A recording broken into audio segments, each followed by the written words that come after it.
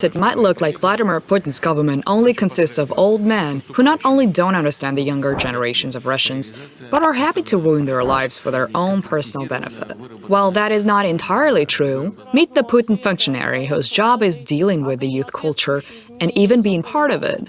Какую музыку вы слушаете? Да слушаю я шамана и гимн России, больше ничего не слушаю. Почему вы занимаетесь этой деятельностью? Да Бог так решил. Два шага назад, ребят. Можно автограф? Да, конечно. Ekaterina Mizulina is the main censor of the Russian segment of the internet. She bans, threatens, and punishes. She is the head of the League of Safe Internet, an entire network of people engaged in selling others out.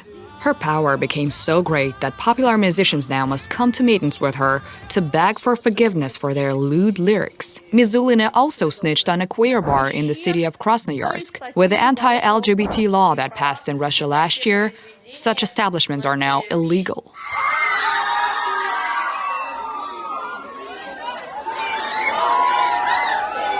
At the same time, she is quite popular. The worst dream of Russian rappers and influencers has her own fan club. Denunciation turned Mizulina into a star. Her lectures in front of the school children and university students in Yekaterinburg had people queuing up to take a selfie with her. School and university auditoriums do not have enough room for everyone who wants to attend her speech.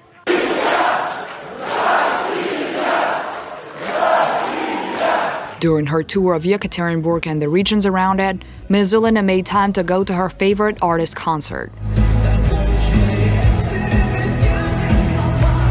She also announced that soon all VPNs will be banned in Russia. They are still available. С 1 марта 2024 года все VPN-сервисы будут заблокированы. Скажите, пожалуйста, правдива ли эта информация? Да. Lastly, she made time for some Q&A sessions. У меня такой вопрос. Вы здесь по своей воле или вас согнали? По своей.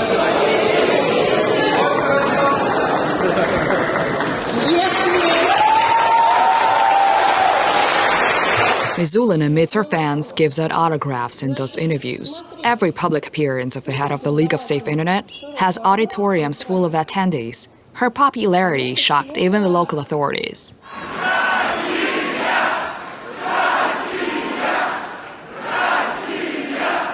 While Mizulina seems to be a universally liked figure, there were participants of her talk at the Ural Federal University who do not approve of her work.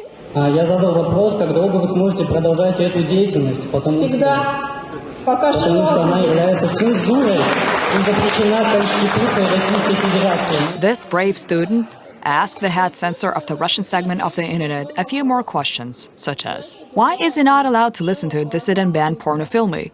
Why did she threaten the TikTok superstar Danya Milahin with sending him to the army? Did her favorite artist, Shaman, ever serve in the military? Naturally, Mizulina avoided these questions. The head of the League of Safe Internet did not see any censorship at the Ural Federal University. This awkward response is quite similar to how Belarus's Alexander Lukashenko could not see any COVID at the ice rink in Minsk. Ты высказался, вот товарищ высказался, все открыто. Ты что, правда видишь сейчас в зале цензуру? Здесь нет вирусов никаких.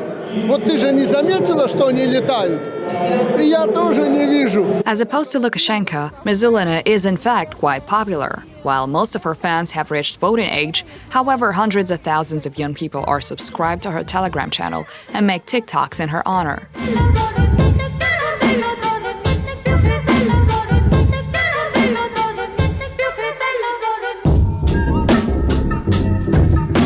Ну, она сделала одну очень правильную, как мне кажется, с точки зрения медийной вещь. Well, she made one right decision, which is that she began talking to the so-called Gen Z in their own language. Video messages, possibilities for direct contact, asking them to send her pictures, etc. All of this works because of how simple it is. Moreover, she clearly pays a lot of attention to her internet appearance as well as her physical appearance.